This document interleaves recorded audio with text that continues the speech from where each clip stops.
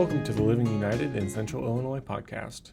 I'm Mitch Baker, the Community Impact Manager at United Way of Central Illinois, and thank you for joining us for Living United, our regular podcast sharing the stories of the programs, people, and organizations creating change in our community, along with how you can get involved.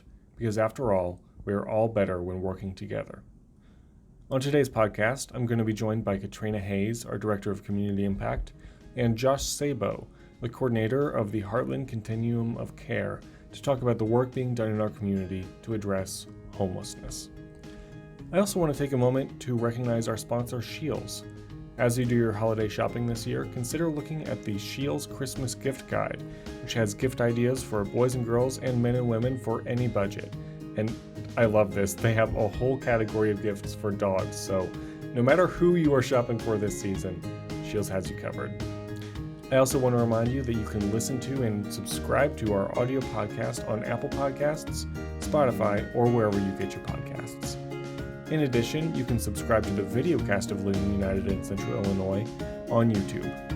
And if you're having trouble searching for our episodes, especially with this podcast being new, just visit our website at springfieldunitedway.org, where we'll be posting links to the most up-to-date episodes. Now, here's the show. Hello everyone, and thank you for listening in to Living United in Central Illinois. And today we are so excited to be joined with Josh Sabo, who is the Coordinator of the Heartland Continuum of Care. And really that's what we're going to be talking about today is, as a coordinator, like what your role is, what are some of the things happening in Sangamon County, and what the Continuum of Care really is. Yeah. And so, Josh, a little bit of background. I want to kind of just get all of the listeners on the same page, and some of this is a little bit before your time. I think it was 2.5 to 3 years ago. What happened was we get a call from the Community Foundation for the Land of Lincoln. Some issues were happening downtown with our homeless neighbors, and they were contacted, and they were like, hey, United Way, we support these programs, but you all are also kind of in the business of bringing people together to talk about solutions, and we're always working together to look at so many critical issues in the community. And so when they called us, we got together and we were like, we need to bring together the city, we need to talk to the county, we need to talk to health professionals, and the Continuum of Care. And so we started working together and meeting, and at this time, there was a lot of things happening locally. Some projects were trying to get off the ground, community conversations were being had, and just unfortunately, for a variety of reasons, were unsuccessful. And so we were like, we can't have this happen, and we need to be able to come together on solutions, and we need a strategic plan. And for those of you who have followed the county and how they really invest in innovative projects, it always starts with a plan. Sure. And so they were willing to bring resources to the table. The city said they would bring resources to the table. Us, the foundation, all said we would be willing. And so we come together and we start talking about needing a strategic plan, and worked with the Continuum of Care to survey the members to say, hey, what do you think? Do we need it? What should be included? And by and large, there was a lot of support with the general membership, and so we started moving forward. But there was always this notion of kind of needing someone to wake up every single day to help with this work, because up until your position was created, it was executive directors of our housing and homeless providers doing their best to add more time into their day to do their best effort and work. And while they were very successful, at the same time, when it's not your role, you're being diverted a lot of times. And so in addition to the strategic plan, the foundation with private support and the city at the time. Yeah. So initially, that's where kind of they put together the RFP and said, well, we're going to also fund the position. So the position was created. Yep. And so what attracted you to this position? Because you're not new to Springfield, right, but newer to this role. Yeah. I've lived in Springfield since 2004, and I've worked during all that time at a church downtown. And so as part of that, the life of that church, we were invested in, working with partners. And as a part of our location being where it was, we had the opportunity to work with people who are experiencing homelessness and try to help as best we could. And so that was a part of the work that I did, but it wasn't a main focus by any means. I got to a point where I was looking for just another way to invest in the community. And so I had a conversation with Lisa Clemens Stott, who was then executive director of DSI. She said, you should talk to John Stremsterfer. And so I talked to John at the Community Foundation. And one of the things he's like, I think you ought to think about this was this role. And so, after talking with my wife, I decided to apply. And so I accepted the position a week before the shutdown due to the pandemic. Yes. So that was how that started. But what drew me, I think, just the, talking with John, but then also, that allowed me time to just really go and read about what a continuum of care is. How I didn't have, frankly, a lot of knowledge about what that was, how it was functioning here. But I spent a lot of time reading about what was going on in other communities and beginning to get an idea of there's a lot of great stuff happening in our community, but there are also a lot of other communities that have been able to put these pieces together in a way that has been even more successful. And so it was exciting to me to think about just getting to be a part of that. And so that's what led me to apply. And so for those of you listening, you might also have wondered, what is a continuum of care as well? And so our continuum of care is called the Heartland Continuum of Care, and there are continuum of cares all throughout the country, and dozens even within the state of Illinois. So Josh, tell us a little bit about what is a continuum of care. Yeah, it's part of the federal government strategy to address homelessness. And so every community across our country is a part of a continuum of care. Some of these are balance of state, and they cover huge geographic areas. And then some, not many, but some are like ours that really focus on one county. So the Heartland Continuum of Care is solely focused on homelessness in Sangamon County. And the role of the continuum is really to be that strategic agent, to look at, what funding is available, what needs are out there, what are the gaps, and continuously working to put the resources together to grow the programs to meet those needs. And so it really is a strategic local planning body by design that pulls in as many partners as possible in order to do the work. Yeah. So I think everyone probably feels this way, but years go by very fast. Yeah. And I think sometimes it also feels like you're going slow in the moment. And the only reason why I say that is because you've accomplished so much, even in the short time. Those were in air quotes, everyone, the short time that you've been in your role. But what were some of the things when you first kind of started into your role that you were really noticing, okay, wow, we really, number one, we needed this position deeply in the community, but what were some of the things that you were hoping to address right away? Yeah, the first thing I did when I took the role was really to learn about what agencies are doing. And that was a great experience just because having been in the community, I knew about these agencies, but had no idea how much work they do with the few resources they have available to them. And then the other part was to take a look at what needs are out there and then to begin to try to figure out, well, how are we working to address these needs? And, one of the things that became clear is that though there there's a lot of great work going on among our agencies, as a whole community, we really lacked a common goal that we were working towards and a strategy to get there. And so that showed up pretty early as certainly a gap in terms of how our whole community is addressing homelessness. Yeah. Well, and I think, isn't that also kind of, and maybe I'm getting a little ahead of us as well, but when we talk about homelessness, I think sometimes, especially as we talk with the community, if people don't see it, that's success. But emergency shelter isn't solving homelessness. Right. And I think that's a nuance, right, that practitioners might know, but just the general public may not. And so that goal, because I think it's also easy for people to be end homelessness. Well, we also know that we're probably never going to end it. Right. But there's a term that is used a lot, and so I'm gonna now lead it over to you. But what, ultimately, what really is the goal? And I think that's where some education has come into play as well. Yeah, what we've really been thinking a lot about is functionally ending homelessness, right? Until we as a country can eradicate poverty and and all of the other broken systems that people experience.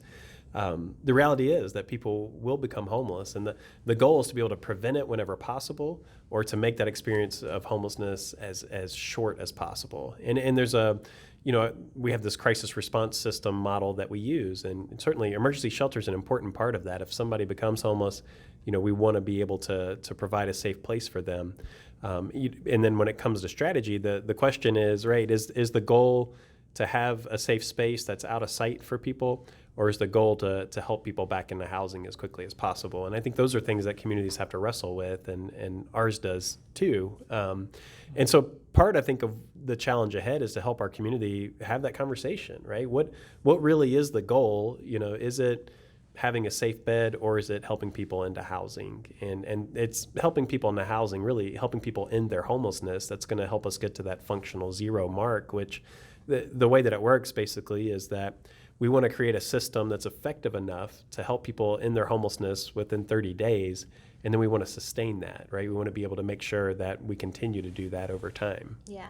And have some communities, from your experience, your reading, your speaking of other COC coordinators, have other communities been able to achieve that? Yeah, there are communities across the country that are doing this. Often it starts with one population group, and veterans are typically who communities start with. Part of that is because the resources available for veterans experiencing homelessness are as a whole not greater, but in terms of that subpopulation, there's adequate resources to meet the need, really, often for communities. So that's where communities start, and then from there they work towards other populations, whether it's chronic or people experiencing chronic homelessness or youth homelessness. And so there are communities, even close to us, Rockford, Illinois, has functionally ended homelessness for both veterans and people experiencing chronic homelessness. So it is possible, and there are communities across the country that are getting there, and we want to be on that list. Yeah, for sure. Depending on when you're catching this podcast, some really incredible work. So a strategic plan is underway. We brought together the funding partners, which include the foundation, include us, include the city, include the county, include some of our largest medical providers, include the housing authority, and so include private support. When we think about everybody involved, so a consultant was hired, an additional consultant to help us ensure that the process was equitable was secured here in the community. You all did listening sessions, right, with people with lived experience, right. Providers, key stakeholders, and then just recently, last week, we had community conversations, and correct me if I'm wrong on any of this. And so some of the things that were shared during the community conversations were some infographics, some data about what the true picture of homelessness really looks like in the community based on the best available resources that we have. And so I want to plug the website. So HeartlandContinuum.com, and then you can go to the strategic planning page, and right there are three volumes of infographics, some data, some easily digestible facts for anyone in the community who is just like, homelessness is a problem in our community. Yeah. And you're not wrong. But there's more to the story, and that's what I really love about the data that's been brought together. As we reflect on that, Josh, are there any specific data points that you feel like are the most important for people listening to know or to realize, like, what could be happening here locally? Yeah, I think one of the good things about the system to address homelessness is that, HUD has all these requirements around data. And so as a community, we have good data to work with to have an understanding of what's going on in their community.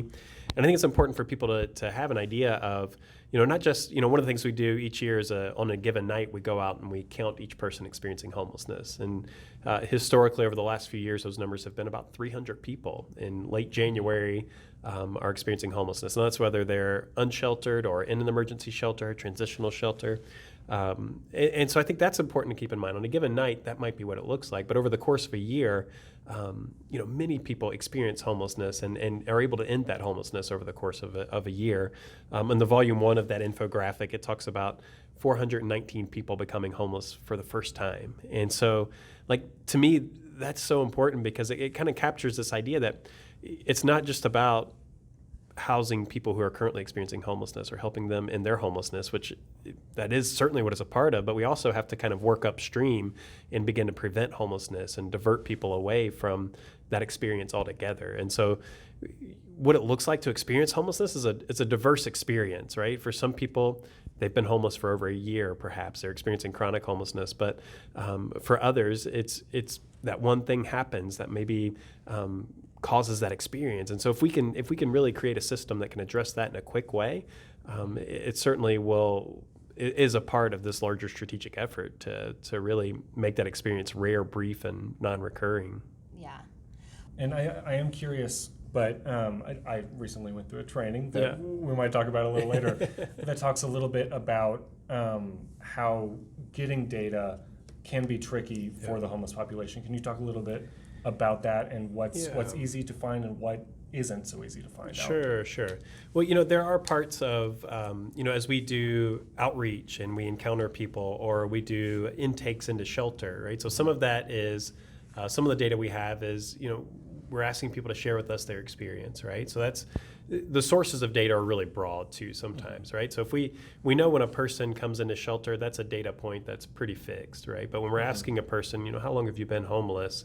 That one's, it's a little bit sometimes harder to kind of dial in. And so, the data across the system, it's pulled from different sources like that, but all of our programs that are serving people are collecting data about, how long they were in the program and when they exited, did they exit to permanent housing or did they exit back into homelessness? And so all of that becomes a part of the way housing and urban development sort of evaluates our community, right? Are a lot of people coming into our programs and then exiting into homelessness, or are a lot of people coming into a program like rapid rehousing and then exiting to permanent, like staying in permanent. So all of that is used and so significant for us because we can look at that and say, all right, this program is extremely successful. It's helping people leave shelter and then stabilize in housing, or this program it doesn't seem to be having the same result. How can we dig in there to see sort of how we can help make it more effective? So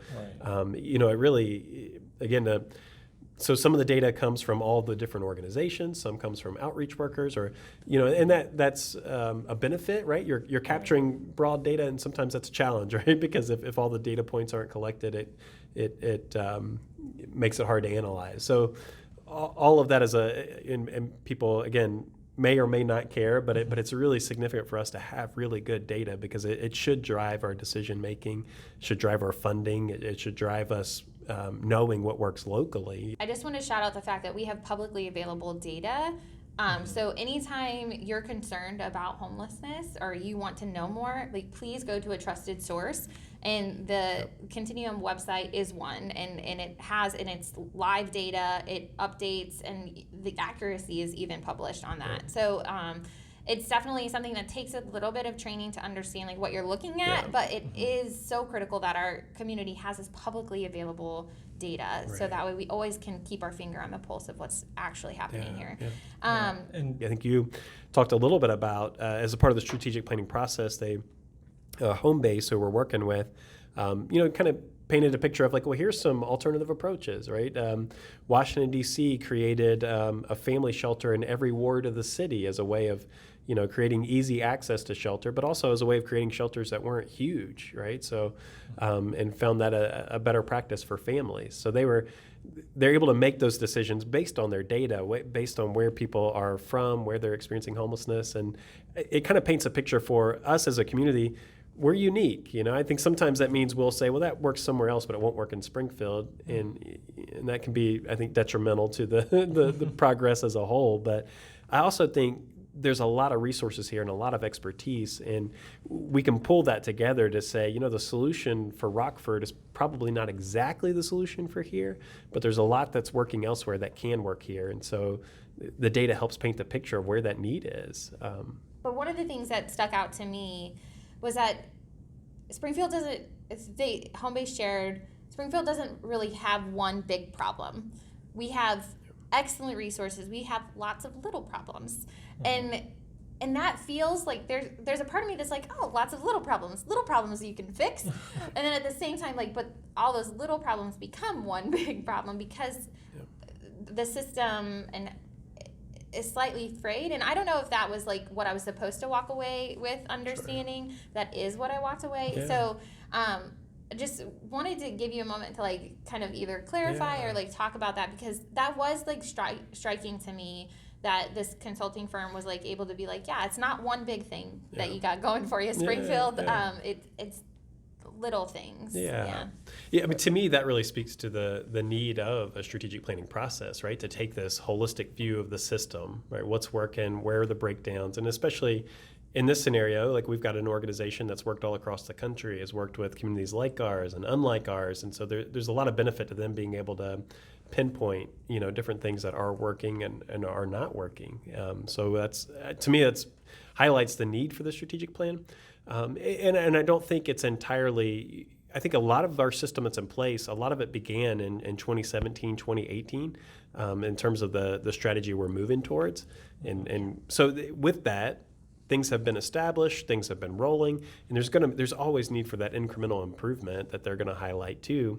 And I think too, myself just looking at our system, you can see pretty quickly that our system is stuck when you look at the number of people who are exiting to permanent housing. And some of that really hinges on the fact that the key strategies that are working elsewhere, permanent supportive housing and rapid rehousing, we just simply have not had a lot of availability for those two programs in our community. And so when that is the case, we can work with people in an emergency shelter setting or a transitional housing setting, and we can work to help them get into permanent housing, but often we don't have the interventions we need to really help them, get the support to make it towards that sustainability. And so when that's the case, it causes a lot of problems, right? Our emergency shelters fill up. We need to create an overflow shelter, or we see an encampment. And so how do you resolve that? I mean, you certainly, without a doubt, I'm positive that the strategic plan is going to say we need more of a housing first approach that leads to more permanent supportive housing and more rapid rehousing.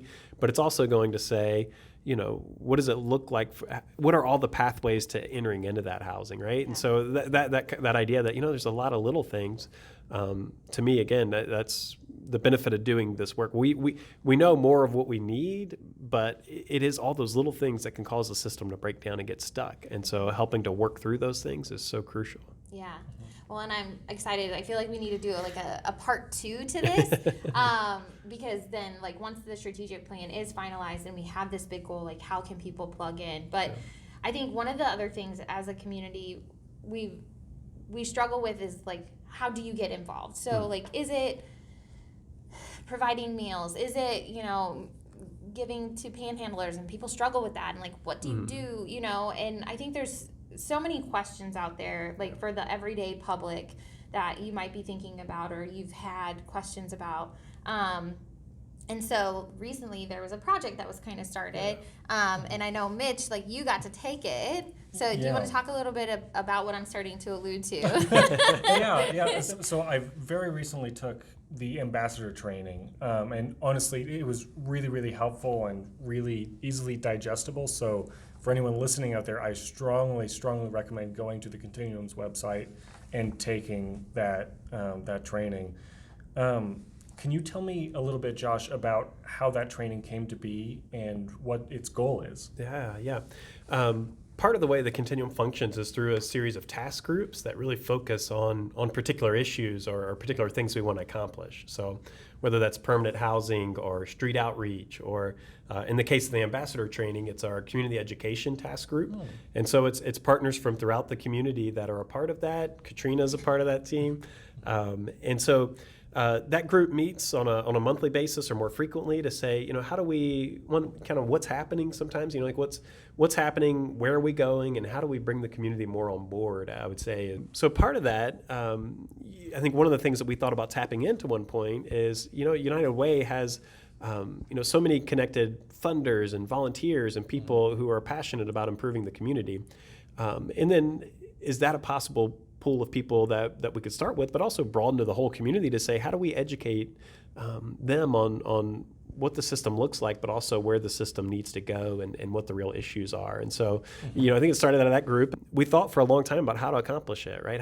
What do you call it? How does it work? Is it going to be just a series of videos? And then the Continuum started working with Ronnie Norton in Strategic Allied, and she really helped us kind of get to the finish line with this project. And so it's about a 45-minute to an hour, perhaps, depending on how much you read. But it is a self-paced study on what the Continuum is, what works, what's some of the work that's already going on, and where we're going.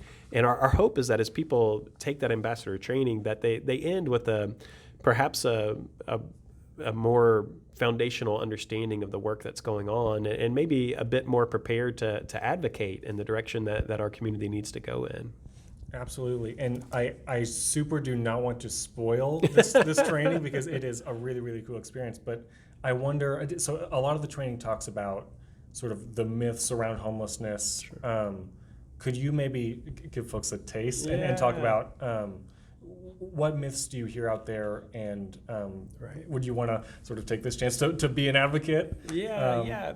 And dispel some of those. Absolutely. I think mythology plays often into the way that we think about homelessness, and sometimes that's because we don't have maybe we haven't been in real close proximity, or we haven't been able to learn from the experience of people who have experienced homelessness. And so they're just our popular myths, not just in our community, but throughout the country. Things like people choose to be homeless, right? They're homeless because they want to be. I think things like that are really destructive and can be really dehumanizing, right? And they certainly don't support efforts towards helping people in their homelessness, right? If you don't believe it's possible, so I think it's so important to really kind of think about what is our perception and what's it rooted in? Is it even true? And so there's a section in there that really tries to help people break down some of those and maybe begin to think in a new way about what homelessness really is.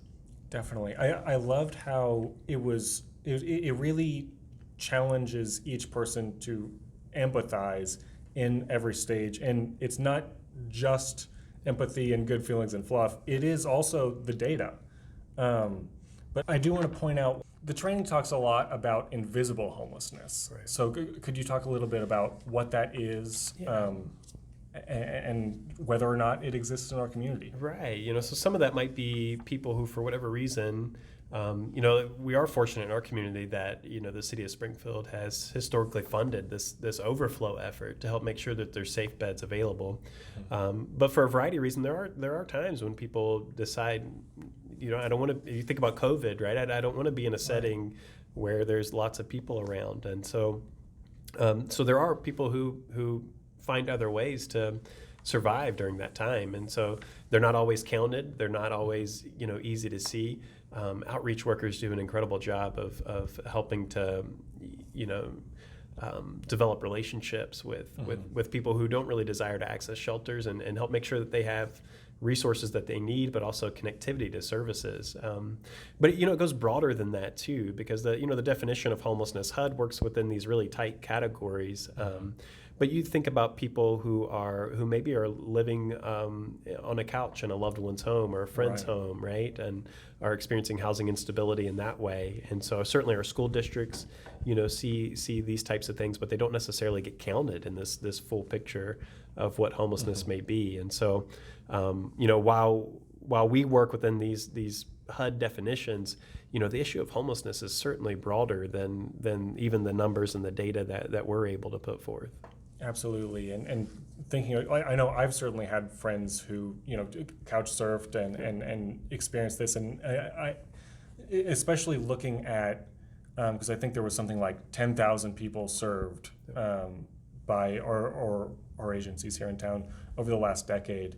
And when you think about the population that we have, that is a significant portion of our population. Right. It's not just the people you don't know. Yeah, and that's significant. That's across the country. That number of people who at some point in their life experience homelessness. It's an issue. Again, I guess if you come back to those mythologies, how we commonly think about homelessness, it's certainly a broader issue than that. And the system to address it has got to have that full scope in mind too. Yeah, and thinking about that system, the training goes into a lot of the specific strategies but a lot of it really aligns with this model called Housing First.